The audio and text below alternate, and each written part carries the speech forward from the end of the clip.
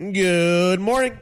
It's the A to Z Podcast. Zach Jackson, Andre Knott, A to Z Podcast.com, Facebook.com/A to Z Podcast, at Dre Knott, at Akron Jackson on your favorite social media platforms. Good morning, buddy. Good morning. It actually is the morning, so I'll say it this time. This is your favorite time of the day, not mine. What's up? How you doing? Yeah, I like to wake up and eat, go back to bed. I like the morning. Now that you explain it that way, that's not a bad reason to get up. You're headed to the ball yard. You and 3,000 or 4,000 of your closest friends will be there. No, the weather looks good. I mean, it's not going to be terrible today, right? Yeah, I mean, out of the first 4 games, this is probably about as good as I was going to say, all things considered, it's 72 and sunny, right? Right. I mean, 50 to 48 degrees and sun out is actually, like you said, 72 and sunny. You take it. It is what it is. There's no sense in complaining about it. You looked at the schedule 4 months ago. You knew it was going to be hell for the first week and a half. I mean, I'm surprised we've got all 4 games in so far. You still look at it. You got today, tomorrow. Then you go to Detroit. You would just think at some point in time there's going to be a snow out or rain out in this first week and a half. But so far, so good. Well, let's think positive thoughts, Let's think that's not going to happen, although it probably is. I mean, last year was winter till like May 15th. We didn't have spring. We went winter, summer, so that would be good. Let's start there. The Indians signed Terry Francona to a contract extension. He's a significant person to you. He's clearly a significant person in team history. At a time, need a little bit of goodwill, but I don't think that's part of it. I think Terry's an older guy. I don't know how old he is, right? He's talked openly. Yeah. He's talked openly about not doing this forever. So I think this is probably something that they saw as important, and probably that he wasn't going to commit to, right? Unless he was all in. That's the way I just see it as an outsider. Right? No, I think that's a good way to do it. I think he's very aware of who he is and where he is in his career. He appreciates being in Cleveland. He knows it's not perfect, but after being in other places and accomplishing what he's accomplished in other places, I think he knows that he's at the right place at the right time for himself.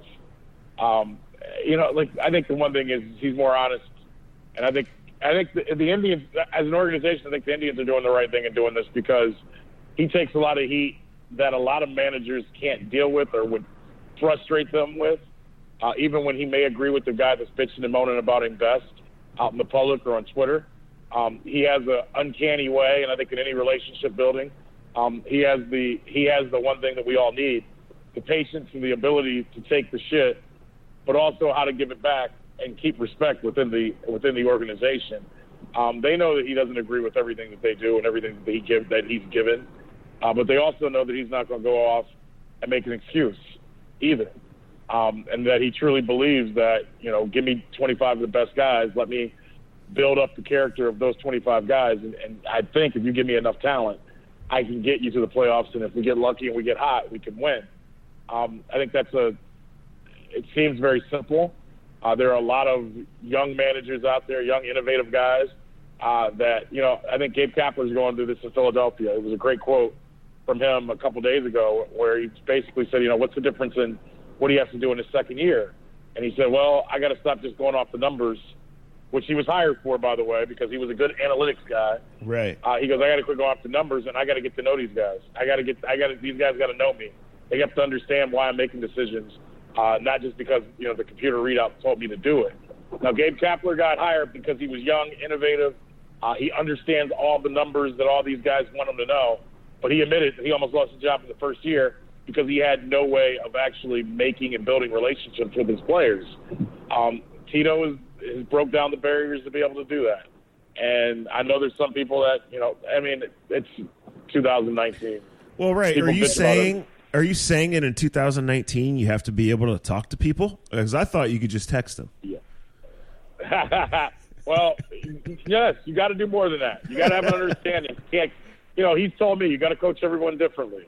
And the one thing that stands out to me that him and I discussed a lot, because he's such a huge basketball fan, he always says your message only lasts so long.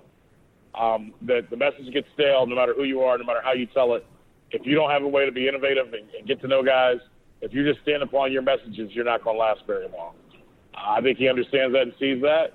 And I think for the Indians, overall, like you said, it's a feel-good thing because there's so much talk about enjoy this and what you may lose.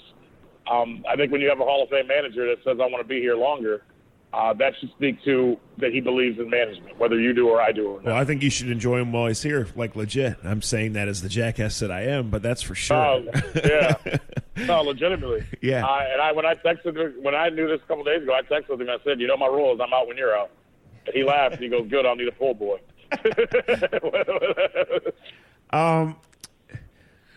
More surprising shutdown. The AAF or LBRMFJ? Oh, man, that's easy.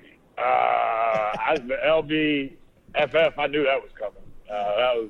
I've been saying that since he got hurt on Christmas Day, right? It's been the logical thing since they went in the shitter, which was, I don't know, 5-ish weeks ago, right? Yeah. But you know that I said when he got hurt on Christmas Day, I told you guys, he ain't finishing the season. This is the beginning. That's nor here nor there. Yeah, I saw that coming. The football league, though, I'd rather talk about that right now. We can get back to LeBron at some point in time. The football thing, look, haven't we been down this road with the extra football leagues? We love football. America loves it. Northeast Ohio loves it. TV kind of loves it. But bad football is bad football. And if you don't have marquee players and and that's why the quarterback position is so important. I know we can talk about the money frustrations and things of that nature. That sounds like bad business to me. You may have more insight into this than I do. But, whether it's the USFL, and I'm sure there's guys older than us that listen to this podcast, extra football always sounds like a great novelty to have, whether it's the XFL or any of these others. But there's a reason why the NFL is stationed when it is and works how it is. And to me, unless they want to make themselves, or the NFL wants to make it a feeder group into the NFL, a place in between college and the NFL, I don't see how any of these extra leagues are going to work. McMahon can do whatever he wants with his XFL. I just don't see it working over the long haul of things. When your marquee players are former Browns first-round picks that watched out 5+ years ago, that league isn't going to sell in many places, man. I'm just saying, when Trent Richardson and Johnny Manziel are the ones that are getting headlines in Week 8, it kind of tells you where your league is in 2019. Well, Manziel did seem like a little bit of a Hail Mary, right? They drafted Trent from the start. They put him on Birmingham. There's 2 layers to this. One, the NFL does need a place to develop quarterbacks and develop young offensive linemen because the college game right now does not resemble the NFL game. And I don't think that's going to change. There are reasons that's not going to change. And so a lot of guys that potentially could do it, need more time and seasoning to do it.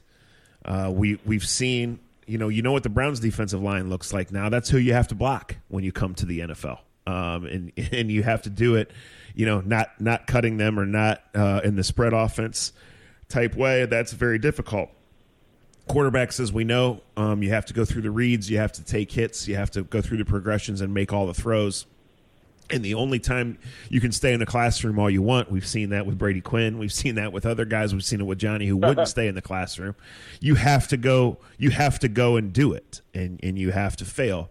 That's part of what made Baker so remarkable is the idiot coach last year wouldn't give the number 1 pick in the fucking draft a rep during training camp, and he got in the game and he was ready. As ready as anybody could be for that situation. Now, is he ready now 13 games in? No, not what he can be 2-3 years down the road. You have to go and play. But the problem with football, and this is not to get into Tom Dundon or TV deals or whatever else, is it's just so gosh darn expensive because you have so many guys that have to be fed, that have to be taped, that have to be equipped up, that have to travel, that have to be housed, that have to do all these things. And you just start bleeding money from the very beginning. Whether you're in the AAF, the XFL, a minor league team playing at the rotting-ass Canton Civic Center, wherever it's going to be. it is going to be hard for you to ever turn that profit. And the reason that someone would start a minor league football would be to turn profit. The only way, as you mentioned, it would ever be different is the NFL, who prints money, who long ago decided that NFL Europe wasn't it, knows that it has a need for its quarterbacks and its offensive linemen specifically, among others, to play, but just doesn't see the investment here. Wasn't going to be bullied into the investment. And again, I don't know exactly what didn't happen with investors, with gambling. There's a rumor the guy bought the league for a gambling app, and the technology being with that. I can't imagine, even though it was on TV, I can't imagine the rights fees were, not even in the neighborhood of significant. I guess, I guess, again, it just comes down to you're going to bleed money. And so, like, this comes back to a little bit of, basketball and these guys that don't want to play in college. And I think the NBA is finally going to give a select handful of them. Like, until someone with real money that's willing to lose it, that has the exposure, puts it out there, college is going to be the route. And, these college coaches are making all this money to win, not to develop guys for the NFL. Yes, that's part of their recruiting pitch, that pro day is on TV, right? And that Nick Saban has 8 first-rounders every year, But just in general, they're there to win in college.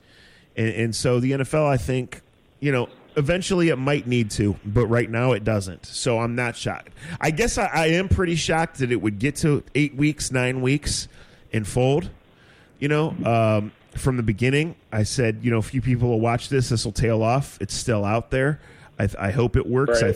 I think it could serve some benefit. Looking at the XFL supposedly starting a year from now, I wondered what the hell they're doing.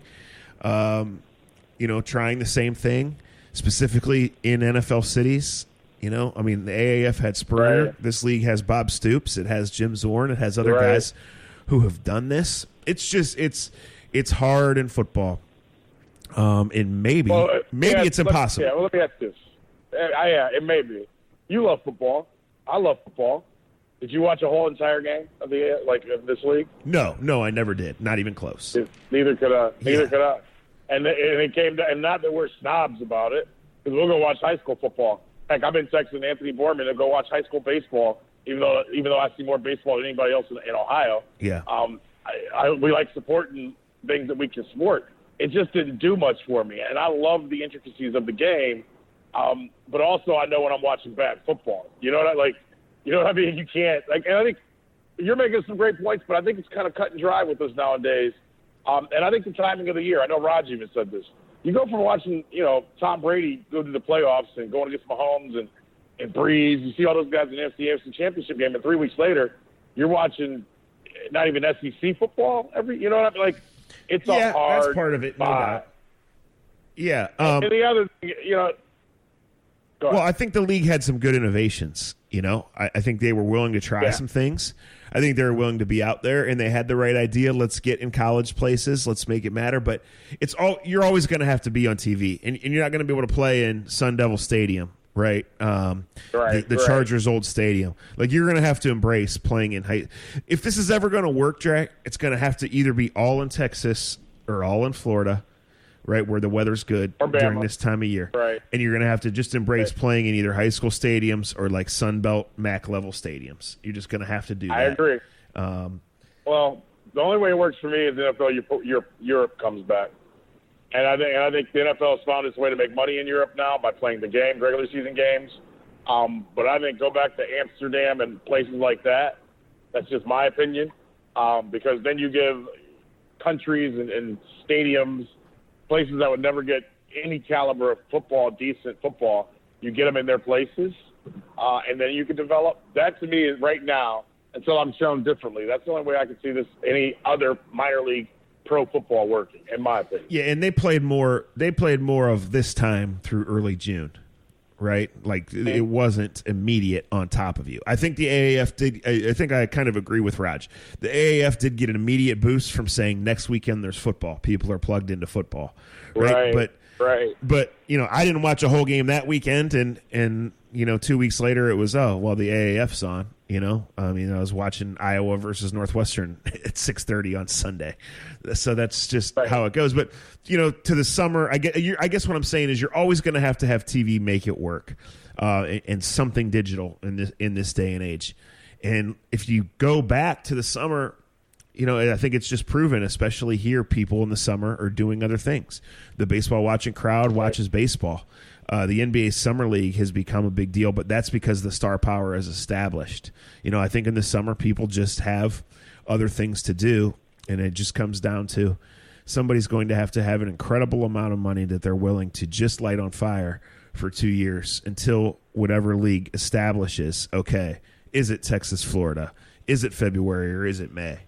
What is it, Europe? Whatever it is, to get people dialed in. No, I think you're exactly right about the concept of giving the European people, and I think that was the thought behind the World League to start with, giving people, the opportunity. So, maybe, I don't know. The Arena League hasn't worked. That doesn't resemble the NFL game. Maybe it's an expanded partnership with the CFL, but they like their own league. They don't want to be anything for the NFL. Right. They like selling some jerseys of Johnny Manziel, right? But they go after different players. I mean, a lot of successful college quarterbacks here who aren't big or strong enough arm for the NFL go to Canada and have good careers. Zach Collaros from Steubenville, he's on billboards there. Right. He's a big deal they love there. Him there. Right.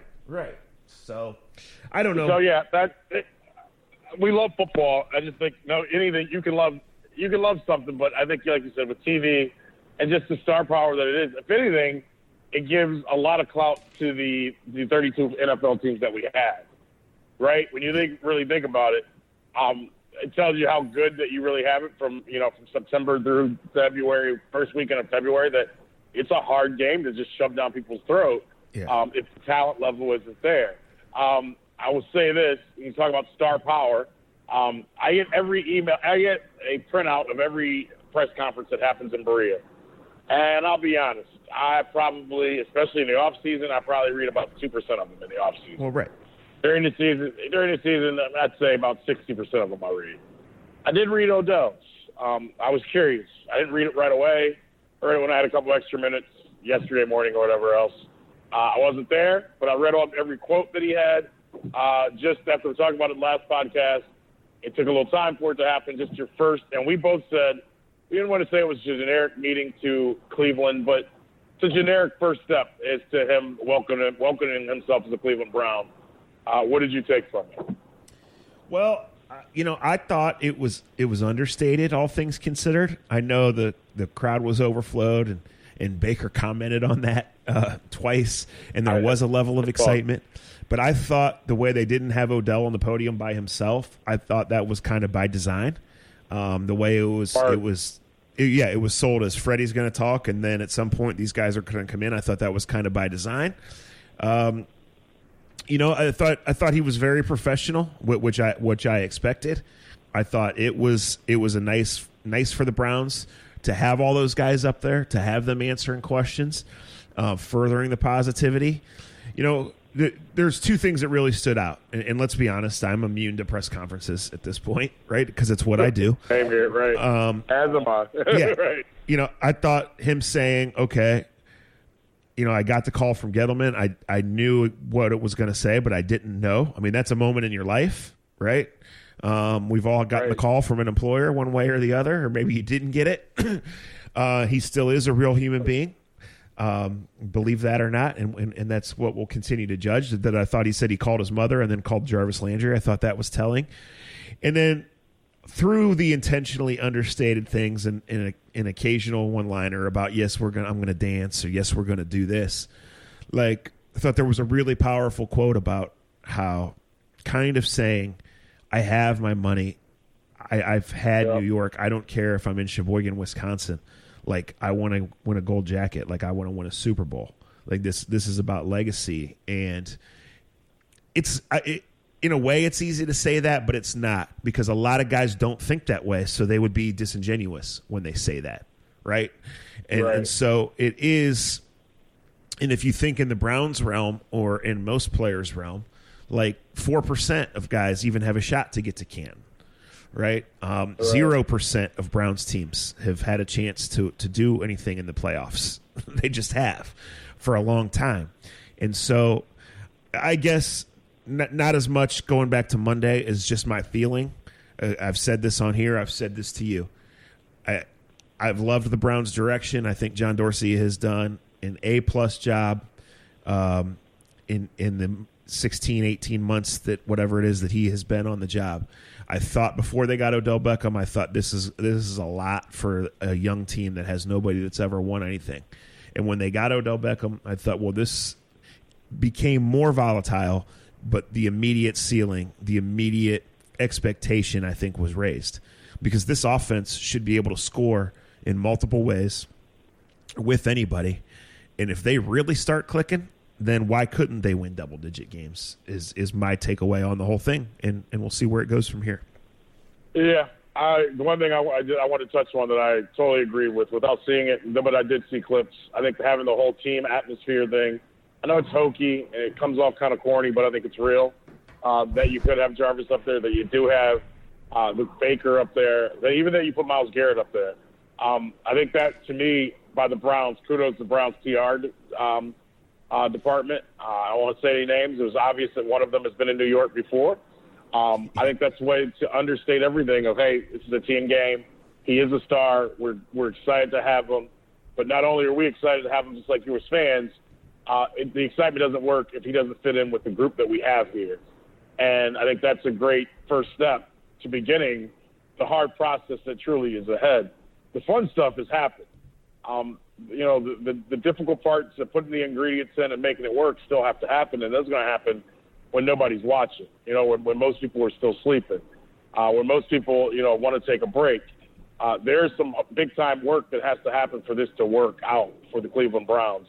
And I know that's not something that we talk about anymore. That doesn't get you clickbait. But if these guys aren't on the same sense of everything, you can have all the talent in the world, and it means very little.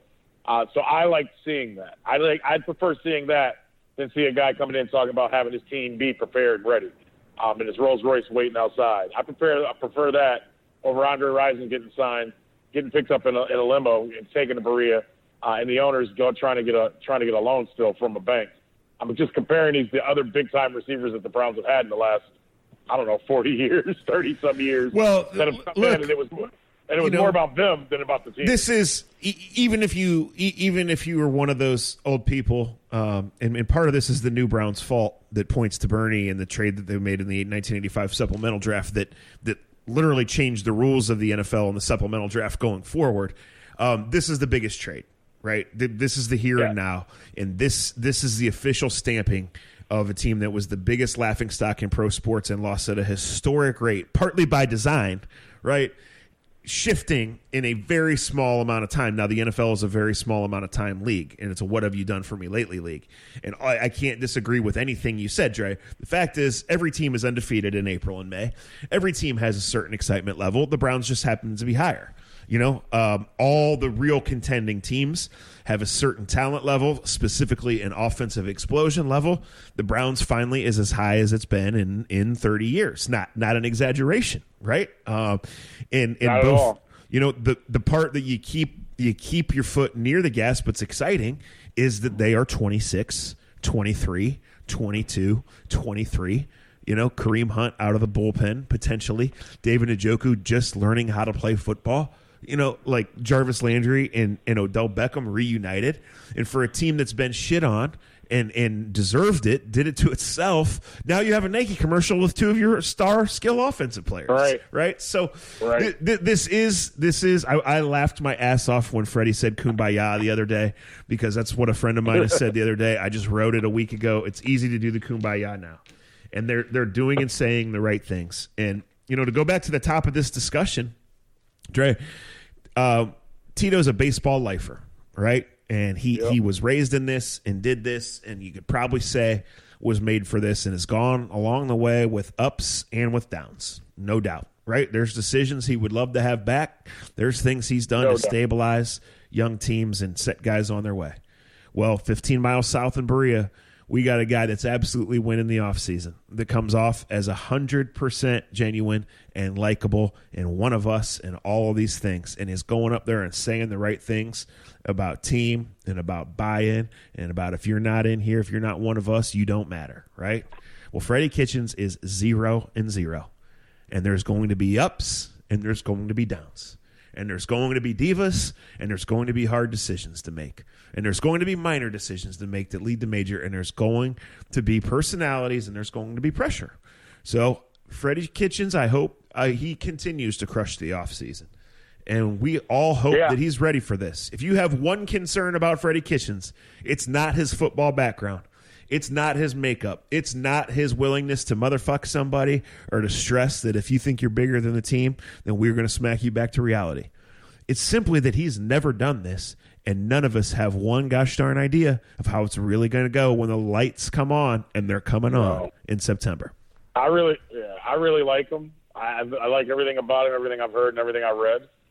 None of this is going to matter on September 18th or whatever else if he can't get the right. If you don't wear brown and orange, you don't matter. Well, April and May and June and July and sold-out training camp, they don't matter either. It's just facts. No, they don't. They don't. They really don't. I mean, would you rather and like you said, Tito knows that as well.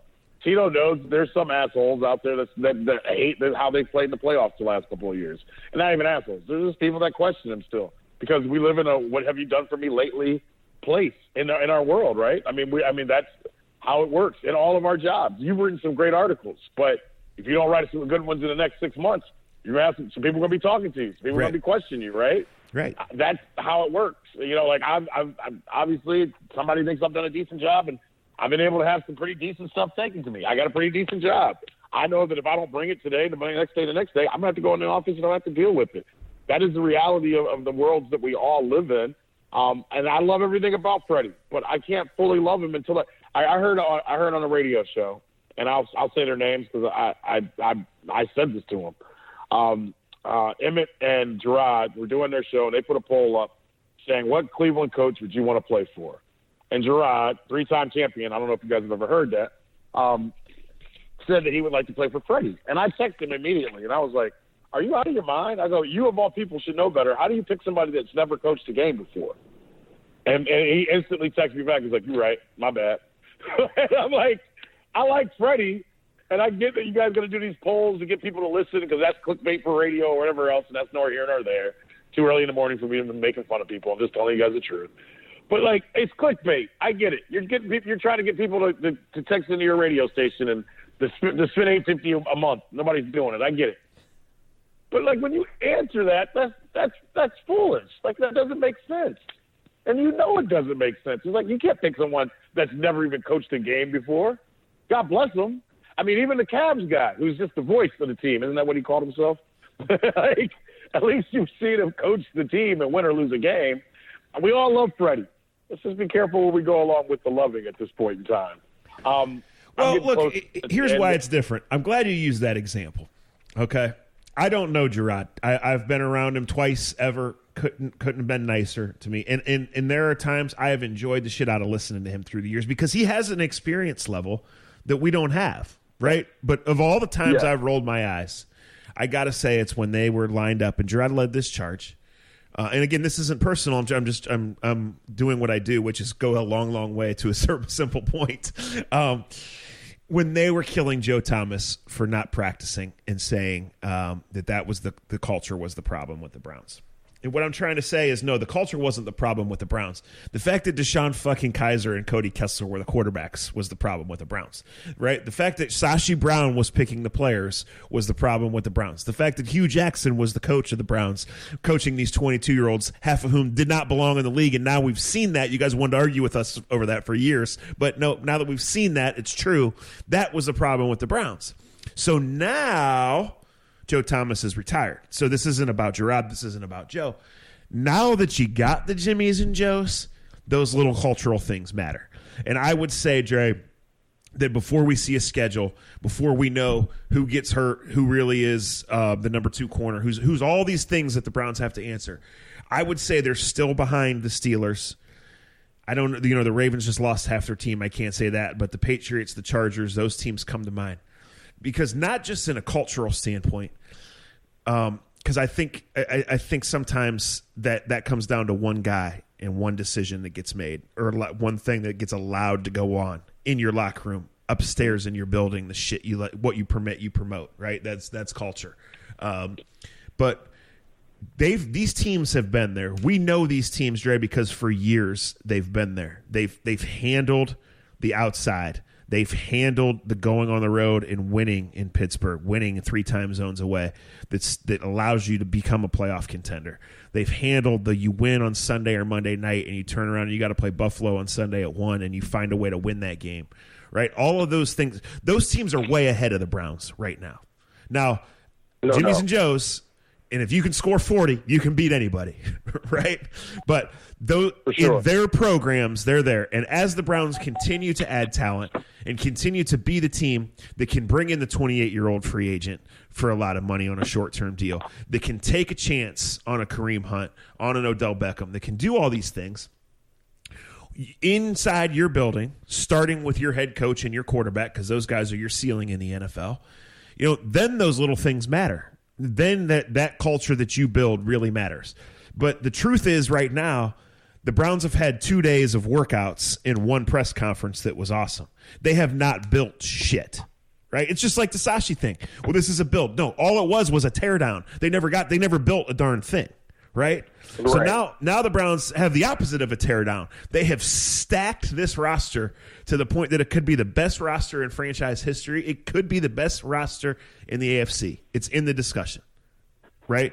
But they haven't built shit. They haven't endured shit because it's not just winning a press conference or winning your opener for the second time in 22 fucking years, right? It's going through the ups and downs, navigating these things, and finding out what you're really about, who's really on board, and what you do when you fail to come back. I mean, guys, we saw last year when the Browns were a real NFL team again. These games are close. They come down to kicks and bounces and penalty flags and one decision.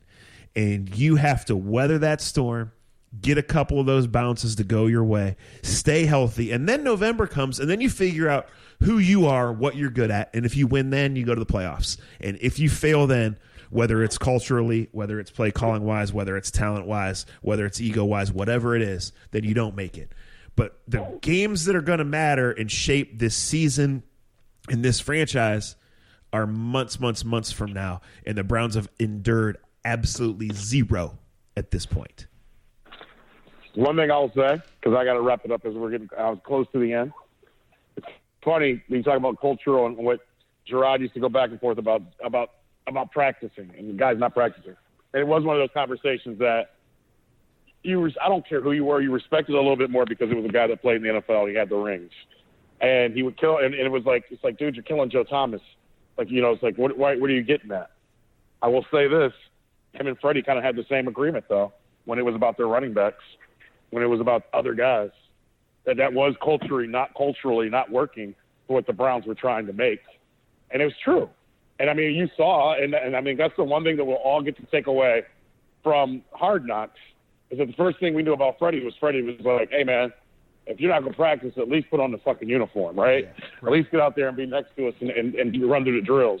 I think that's what Gerard was getting at. I think it was a hard thing for some of us to take in because he was talking about Joe Thomas, who were like, hey, he's a Hall of Famer. He's not a problem, right? And I think that's where the conversation, and this isn't about Gerard or anything else, just about culture and what culture really means in all these sports and building it and having it. And like you said, you can have great press conferences, you can have all that great stuff, but if you don't have a culture and you make people actually, show up and actually work for each other and care about each other, it'll never work. Last thing that I got to say as I'm walking on the nice, breezy left field district, God, it's not as warm as you think, people. The Nipsey Hussle thing, 2 things. I'm at that old age now where I don't listen to rap nearly like I used to listen to rap. I got kids in the car half the time and half the time I'm listening to podcasts and actually trying to get better at that. I don't get where people, if you never heard of it, if you tweeted out a country star had passed away, I wouldn't try to say the funniest fucking thing that came to my mind.